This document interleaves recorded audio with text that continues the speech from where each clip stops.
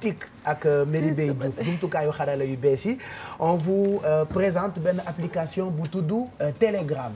Effectivement Pape Cheikh tey dañ leen di indil benn application mobile bu tudd Telegram. Telegram nag existé na depuis le 14 août 2013 mais récent bug bi amoon ak WhatsApp moo tax ba nit ñi commencé ko jël ba nit ñi commencé ko xam ñu ci bëre nag di migrer jóge WhatsApp dem vers Telegram. Donc juste avant ñu teg élément bi juste pour dire que Telegram les frères Nikolai ak Pavel Durov ñoom ñoo ko créé c'est des Russes. Luc Durov. wala Luc Nikolai. seetal rek ban laay wax xëy na Durov la. yow ñii naa leen lakkandoo ñoom ñëpp xoola daf leen cendre ëff leen. donc léegi donc Nikolai Durov ak Pavel Durov ñoom ñoo créé lii di application mobile bi di Telegram. À la base Telegram c'est une application mobile boo xamante ne c'est pour les Russes ñoom ñoo ko moom. donc affaire bi c'est basé à Berlin et Telegram existe en anglais, espagnol, allemand, italien, arabe, portugais, coréen, russe, français ak ukrainien. donc comme ni ñu ko waxee application la mais boo xamante ne dañ ko sécuriser ba pare héberger ko ci biir cloud bi gratuit et disponible sur Android léegi ñu seetaan élément bi daal di ñëwaat. waaw Telegram xam naa ko. je l'utilisais avant bug bi di am. te soo xoolee suite au bug de WhatsApp la ko ñu bëri xam waaw ba bug bi amee ñu bëri viré nañ dem Telegram. am na ñoo xamante ne des nañ si am na ñoo xamante ne dañ see dugg rek bug bi dañ ñu génnaat si parce que WhatsApp dañu gën a miin quoi. avant ñuy virer dañoo doon échanger ay fichiers waaw ñu dem gis ne affaire bi ça ne marchait pas léegi loolu moo leen poussé ñu dem Telegram pour continuer de recevoir seen fichiers yi quoi. léegi yow mun nga sax télécharger Telegram alors que bëgg ko télécharger parce que ki la waroon envoyer fichier yi moo lay imposer ne la demal Telegram soo bëggee jot li nga soxla li parce que là la WhatsApp ne marche pas léegi yow tu es obligé nga télécharger Telegram. moom mu télécharger Telegram ñeneen ñoo xamante ne bug bi affecté na leen ñoom tamit dañuy dem télécharger Telegram comme ñëpp de ce fait Telegram jour boobu enregistré na ay téléchargement yu bare ci jour boobu ici au Sénégal. waaw lu Telegram am te amul WhatsApp bari na exemple soo gisee Telegram am na échange secret am na loo xamante ne autodestruction la tudd autodestruction c'est-à-dire nga envoyé nit ki message. nga chronomètre ko exemple 2 secondes si 2 secondes yi su ko liiree rek day effacer si portable am waaw te loolu gisuñu ko si WhatsApp loolu sécurité la en plus de cela si sa répertoire boobu kooku nga def autodestruction application bi du la permettre ngay def capture si seen discussion quoi parce que soo defee capture application bi da leen capture bi c'est impossible fii autoriser wuñ ko quoi parce que da nga activer échange kii bi secret bi quoi. autodestruction bi mën na nekk 3 secondes 4 secondes 5 secondes su ko liiree day effacé wu waaw ak capture bi tamit ça sera impossible. am na loo xamante ne application bi da koy bañ mooy transférer exemple ma transférer la nga transférer ko keneen su nekkee dama activer auto échange kii bi secret bi quoi loolu tam am na si Telegram te amul si WhatsApp. lu Telegram am te WhatsApp amul moo ëpp que lu WhatsApp am te amul si Telegram. te soo xoolee étudiants yi sax seen bopp. Telegram la ñu gën a mën a utiliser que WhatsApp parce que Telegram côté audio bi moo gën a am doole te pour nga recevoir say audio moo gën a yomb mun nga def audio bu gudd pour nga recevoir ko moo gën a yomb que nga recevoir audio WhatsApp si seen côté leçon yi mun na la audio benn paragraphe nga jël ko mais si c'était si WhatsApp téléchargement bi day yéex. gis nañ ni ñu bëri dañoo delluwaat ñu viré woon dem Telegram bi dañoo dellu dem WhatsApp parce que moom lañ gën a miin moom lañ gën a maîtriser moom lañ gën a xam. waaw selon moi nag man Telegram laa gën a maîtriser parce que c'est plus fiable c'est plus sécurisé et c'est plus facile à utiliser waaw. voilà donc Telegram WhatsApp. Effectivement, en fait, est-ce que c'est un choix? Bon, chacun est libre de choisir, mais comme ni mu ko waxee à la fin de l'élément, ñi viré woon ñi demoon Telegram yëpp ñu ngi delluwaat WhatsApp. Mais juste pour revenir encore ci Telegram, Pape, dafa am ay caractéristiques wala spécificités yoo xamante ne peut-être WhatsApp amu ko.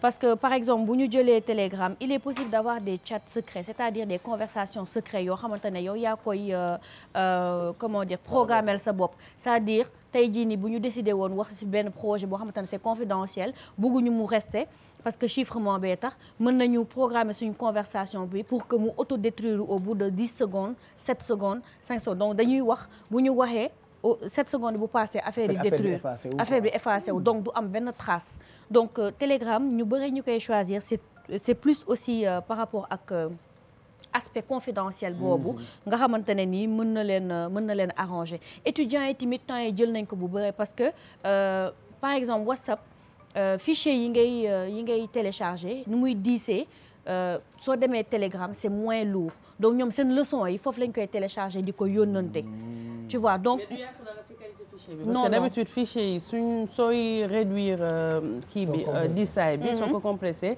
dañ lay bindal que genre qualité bi dafay wàññeeku que ce soit des photos looloo tax ñoom ñu migré di dem vers Telegram pour mën a envoyer le maximum de fichiers lourds parce que du changer dara ci qualité image bi wala photo bi wala vidéo bi en plus de ça il est possible de créer un pseudo afin d'envoyer et de recevoir des messages sans divulguer son numéro de téléphone. xam nga WhatsApp tu es obligé kooku gis sa numéro de téléphone. nga wax ak moom voilà exactement.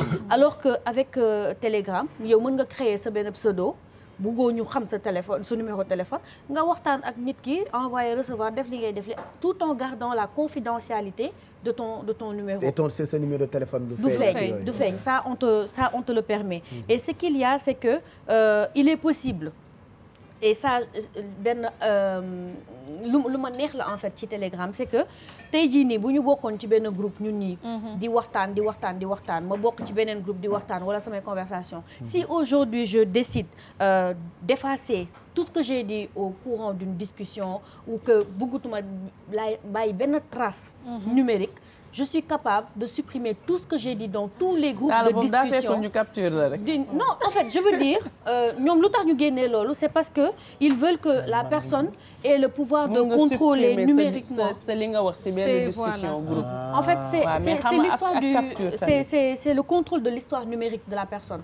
Parce que avec cette histoire numérique, mën nañ la retracer ses déplacements loolu tax yenn saa yi ngay jot ay publicité intempestive parce que WhatsApp dañuy dem ci publicité bientôt ils vont incorporer des publicités da ngay toog di jékki-jékki di jot ay exact mais c'est ça en fait mais dañ koy xam mais c'est ça qu'on appelle de tes habitudes de ce que tu fais de ce que tu regardes c'est ça qu'on appelle l'histoire numérique de la personne soo xoolee bu ñu gisee nga nekk enceinte sax par exemple dañuy jékki-jékki di la yónnee ay publicité yére bébé exactement ay yoo xamante ne ça concerne les enfants c'est évolution ñoom dañ koy parce que ils te suivent alors que voilà exactement alors que Telegram ñoom dañ lay permettre voilà Telegram ñoom dañ lay permettre traces yooyu ngay bàyyi ci net bi ci kii bi yow nga supprimer ko tu as le contrôle en fait de ton histoire numérique et Telegram boo ci duggee si tu restes 6 mois et que ton compte est inactif c'est automatiquement supprimé duñ ko garder donc et il y a aussi une chose qui est extraordinaire pour moi c'est que Telegram a permis la création de robots qui peuvent participer à des conversations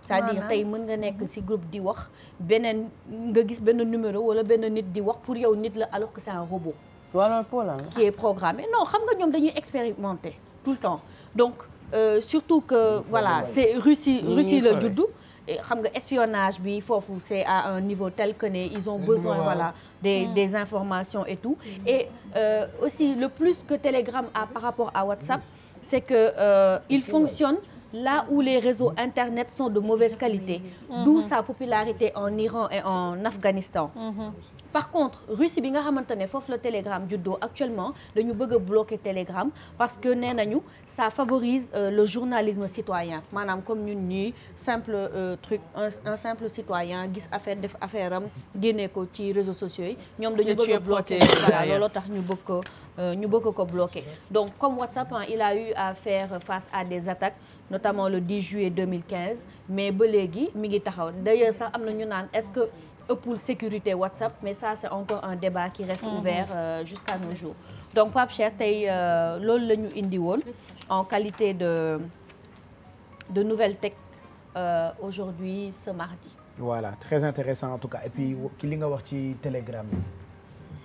daa ñuy migré tey de loolu dafa baax de. et puis surtout audio yi nii audio yi c'est-à-dire yow WhatsApp minutage bi mu la may ci audio bi ci Telegram la gën a yokkee ah bon. day gën a gudd waaw nga gën a gudd. une minute kale mën na la may 5 minutes. voilà day gën a. audio bu gudd moom nañ ñu ci may rek audio 1 minute. mais en fait si tu fais un audio qui permet de nga wax li nga war a wax li yëpp après nga détruire ko pare ci. non c'est que déglu audio bu gudd mooy métti boobu. maximum 1 minute 30 secondes daal baax na nga résumer li ngay wax mais am na ñoo xam ne sama mbokk yi sama yaay moom moo ci raw audio 7 minutes la lay laaj. ma toi aussi. Ouais, c'est ça. Audio 7 minutes. L'interface est tellement simple à utiliser, tellement plus discret pour régler les choses, def say projets, réunions de travail, tout ça c'est vraiment tout ça intéressant. est maîtrisé par l'intelligence artificielle. On va vers ça, vu qu'il y a des robots qui tiennent des discussions avec des gens. C'est ça, c'est l'intelligence artificielle. Ouais. C'est ça l'objectif aussi. C'est l'objectif final de la nouvelle intelligence artificielle. Waaw, mais c'est toujours pour développer cette prochaine ville qui sera numéro 1 qui est Neom. On est en train oui, Neom. Donc Neom la ñu nekk, mais oui, Neom nag ce sera un pays boo xamante ne c'est financé par toutes les grandes puissances du monde à l'auteur de 500 milliards de dollars. Donc dëkk yëpp participé nañu tout ça, donc Arabie Saoudite lañu koy defee un peu partout. C'est le nouvel Eldorado. Voilà, foofu lañu koy def et il y aura que tu as une fois été en la robotique. Non. Pourquoi tu as parlé d'Arabie Saoudite? Mais parce que Arabie Saoudite ñoom ñoo jël projet bi. C'est le roi Arabie Saoudite donc qui a pris le projet, qui a donné le terrain et non. yow yaa def erreur bi de. mënoon nga wax Arabie Saoudite. kon dafa jege na Égypte mën nañu wax. donc ce sera Néom. Tu connais Burj Khalifa? Allô papa, comment tu as jeté la pierre à Jamra? Effectivement Pape Cheikh am na kenn sa benn fan bu ma sonal nee na ma laajal ma Pape Cheikh naka la sànnee Jamra. parce que nee na da nga fi invité woon kenn di ko laaj. fay demi te directrice la kat fële ca EMG mooy cette directrice chef la ma fati. Allô papa ma ne ko oui mais comment tu as jeté la pierre à Jamra? ma ne ko dama laaj ko sa papa ba mu demee Makka comment il a jeté man ma dogloo sama ji. daf ma yëpp waaye yow. Merci Merry Beye pour ces infos ak jumtukaayu xarala yu bees yi.